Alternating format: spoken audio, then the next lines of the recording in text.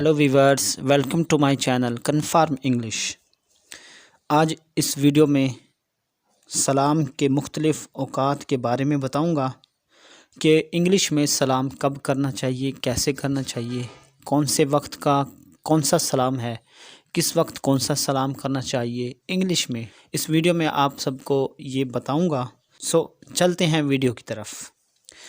सुबह के वक्त नाज़रीन हमें गुड मॉर्निंग कहना चाहिए कि सुबह का सलाम गुड मॉर्निंग से शुरू होता है। इसी तरह गुड नून, दोपहर से सहपहर तक हम कह सकते हैं गुड नून। फिर उसके बाद गुड आफ्टरनून कहते हैं। सहपहर के वक्त का सलाम जो होता है उसको गुड आफ्टरनून कहते हैं।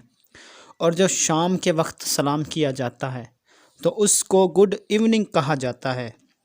गुड मॉर्निंग सुबह के सलाम को कहते हैं। गुड नून दोपहर से सपहर तक गुड नून कहा जाता है।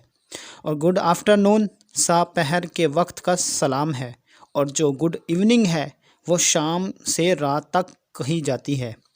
फिर उसके अलावा रात के वक्त मुलाकात के बाद रुखसत होते हुए गुड नाइट कहना चाहिए। सपहर से पहले हर वक्त गुड डे कहकर रुखसत होना चाहिए।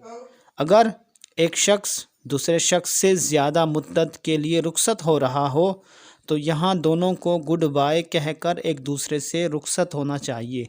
और जब किसी बुज़ुर्ग या किसी अफसर से मुलाकात करें तो सलाम के आखिर में लफ्ज़ सर बमाना जनाब का इजाफ़ा कर लेना चाहिए। मिसाल के तौर पर गुड इवनिंग सर, अस्सलाम वालेकुम जनाब, इसका मतलब ये बनता है गुड इवनिंग सर, या गुड मॉर्निंग सर, या good noon sir.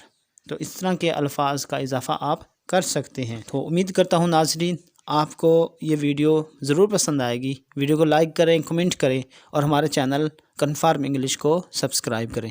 Thanks for watching my video. अल्लाह हाफिज़।